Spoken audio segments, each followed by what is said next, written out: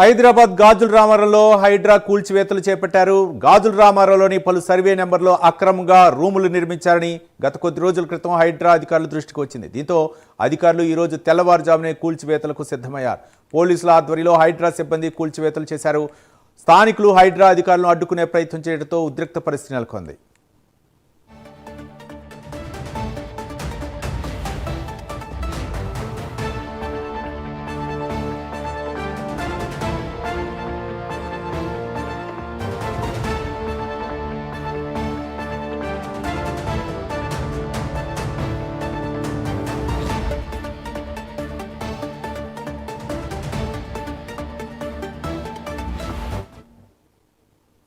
హైదరాబాద్ గాజుల రామారంలో హైడ్రా అధికారులు కూల్చివేతలకు ఉపక్రమించారు. మరి కొన్ని సర్వే నెంబర్లో అక్రమంగా రూములు వేసేటట్లు హైడ్రా దృష్టికి రావడంతో హైడ్రా అధికారులు పోలీసుల సహాయంతో అక్కడైతే మాత్రం కూల్చివేత కార్యక్రమం చేస్తున్నారు. అయితే స్థానికుల నుంచి వ్యతిరేకత వ్యక్తం అవడంతో పోలీస్ సిబ్బంది సహాయంతో అధికారులు అయితే మాత్రం హైడ్రా అధికారులు అక్కడ కూల్చివేతలు మొదలుపెట్టారు. దీనిపై మరిన్ని వివరాలు మా కరెస్పాండెంట్ లిఖిత అందిస్తారు. లిఖిత, థ్యాంక్ యూ. ఇప్పటికే గాజుల రామారంలోనైతే హైడ్రా కూల్చివేతలు అనేటివి ప్రారంభమయ్యాయి.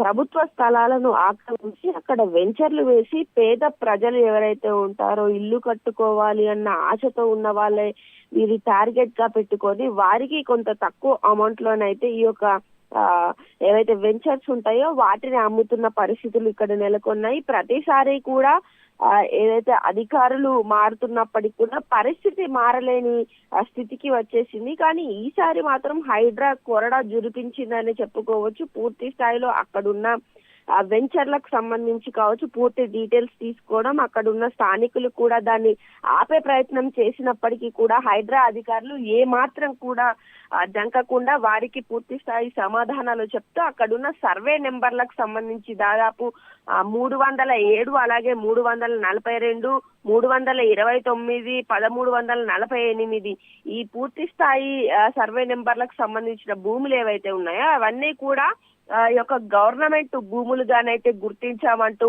అక్కడ ఉన్న అధికారులు చెప్పడం, అదే విధంగా దానికి సంబంధించిన పత్రాలను కూడా అక్కడున్న స్థానికులకు చూపించి తమ డ్యూటీ తమను చేయనివ్వాలంటూ కూడా కోరి అక్కడున్న వెంచర్స్ కి సంబంధించిన ఏవైతే కట్టడాలు ఉన్నాయో వాటన్నిటిని కూడా కూల్చివేసిన పరిస్థితి కనిపిస్తుంది.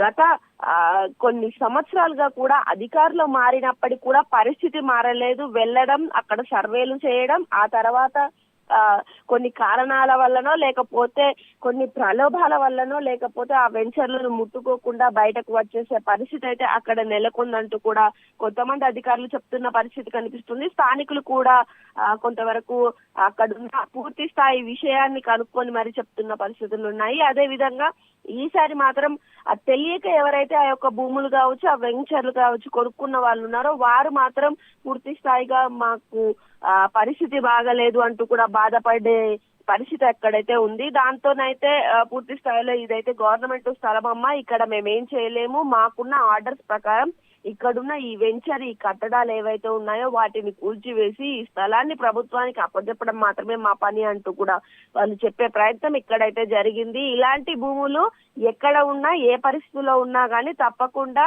గవర్నమెంట్ కు అప్పచెప్పే పని మాత్రమే మేము చేయాలి అంటూ కూడా వారికి సర్ది చెప్పే ప్రయత్నం అధికారులు చేశారు.